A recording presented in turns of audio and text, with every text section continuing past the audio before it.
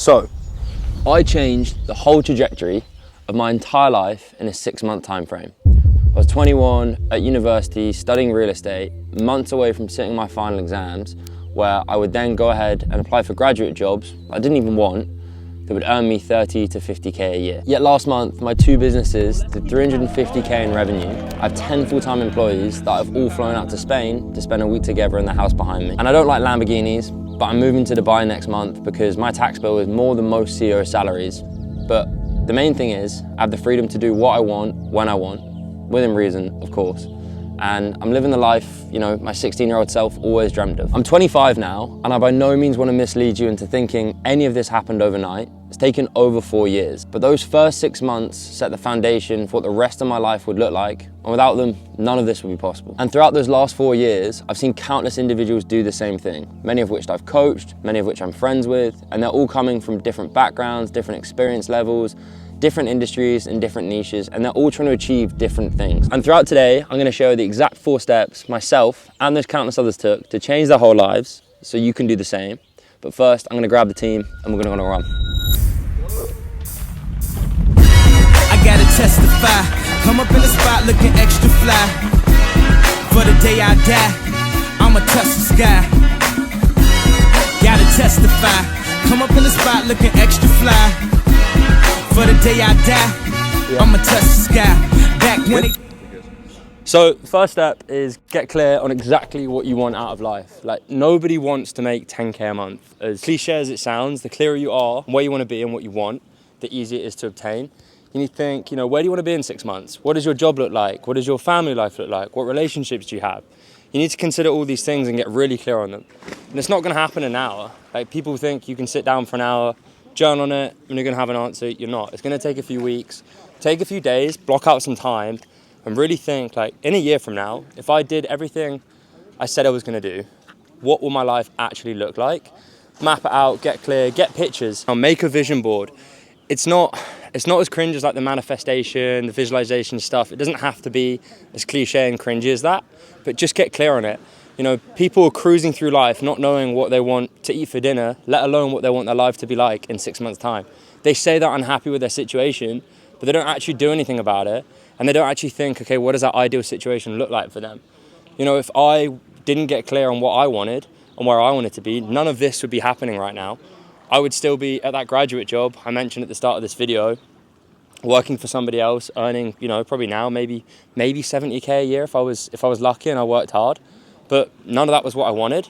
I didn't know what I wanted, so I took time, I thought about it, I visualized it, and yeah, I made it happen. And now, excuse the flies, but now I'm gonna start the day by jumping in the pool with the boys and start the work day.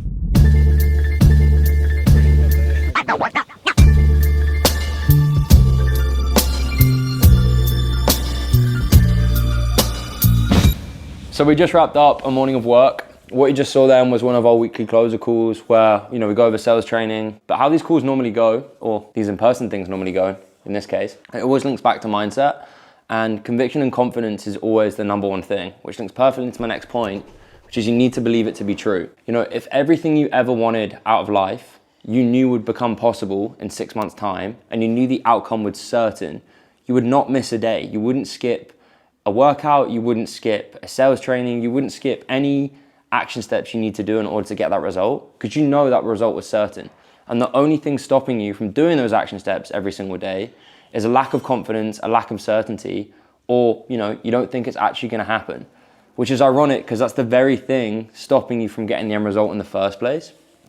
So the biggest thing we tell people is just really focus in and convince yourself that everything you've ever wanted is possible and you can achieve it. And I know that is very much easier said than done, but the best way to do that is by surrounding yourself with people that have achieved what you want to achieve. Convince yourself, trick your mind every single day into thinking that, I can see these people have done these things. There's no reason why I can't do the same. And start acting like that person today that has achieved those things already. How do they show up every single day? What are they doing day to day? What habits do they have? What differs from what you're currently doing? And start doing that today. And this is a perfect example. All the boys here are together in the same setting. They all want the same things. And a lot of them, like this morning, that run, a lot of them maybe wouldn't have gone on a run on their own this morning, but because they're surrounded by others, they're doing it. So by putting themselves in this situation, they're forcing themselves to achieve more and actually want more. Yeah, so now we've got a chef in for the week, because obviously couldn't stop the boys from working. They've got to be working 24/7, obviously. So now we're gonna go have some lunch that Cook's prepared. So you should make your way to my place, and we can talk about the things you want to talk about. We finished work a little bit early today. I said I'd take the boys go-karting, so we're on the way there now. It is raining in Spain, which means we are going to be sliding all over the place, but it should be pretty fun. The next point I wanted to raise was, don't idolize your goals. I see a lot of people, most people when they make a goal, they put that goal on such a pedestal that it almost becomes unattainable for them. They think the 10K a month, the Rolex watch, the sports car, the working remotely, you know, you're spending hours on social media, you're seeing all these people having all these nice things that you ultimately want, and you're idolizing them and idolizing their possessions. And what that effectively does for you is it makes it unattainable. It makes it seem so out of reach. You think, hey, oh, here's this guy with this nice watch. That's my goal. I want one of those watches. But by idolizing it, you're putting it on such a pedestal that it makes it more unattainable than if you were just to think about the steps you need in order to achieve that goal and the effort that actually goes into achieving those things. Like, yes, we all want to hit 10K a month. And sure, that's going to be such a great feeling. And sure, buying a Rolex is a nice feeling too, but it's fleeting. You've got to think bigger picture than that. You've got to think the long term and what, you know, the internal feelings you actually want to feel in order to achieve those goals. So in conclusion, don't put your goals on a pedestal. If you want to achieve something and you're seeing all these people on social media, or you're seeing that, you know, the 10K a month is the magic number you want to hit and the Rolex is what you want to be wearing on your wrist, don't think, damn, that'd be nice to have. Think, what would I feel if I was to achieve those things? What feelings would I be having? What inputs do I need to make to achieve those outputs? And the results will come so much easier, and you'll be wearing those things and driving those cars much sooner than you think.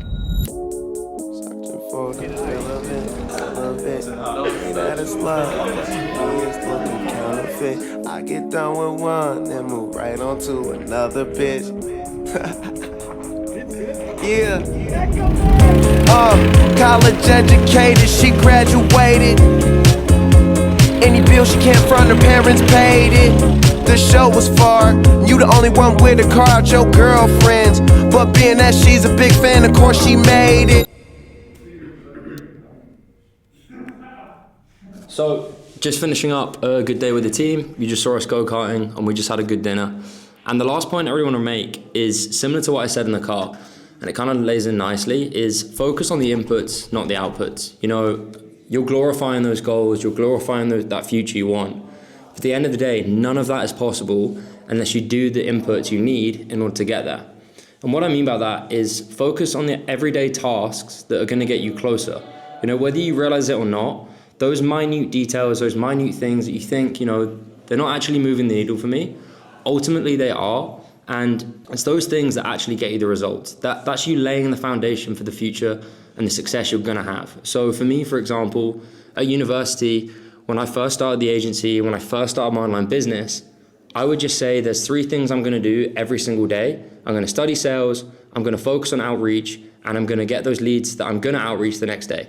For the agency, that was it. Studying sales, by far the most important, but just that hour a day of sales study was so important. It's laid the foundation for me to build this business now, which ultimately is teaching hundreds of people how to get into remote sales. If I didn't do that daily action at university, an hour a day that at the time I thought was pointless, and to be honest, some days I didn't want to do it, I was tired, even hungover at points, I still forced myself to do it. I built the discipline up to focus on those daily actions, and over time, those things compound to the bigger and better result you want at the end of the day. And the advice I would really give right now for you in the situation you're in is, do you really think you're going to build a 10K a month, 100K a month, $1 million a month business in the future, which I know a lot of people here will probably go on to do, if you can't just focus for an hour a day, set aside all the distractions, you know, do a couple late nights, do a couple early mornings, do it when you don't want to do it.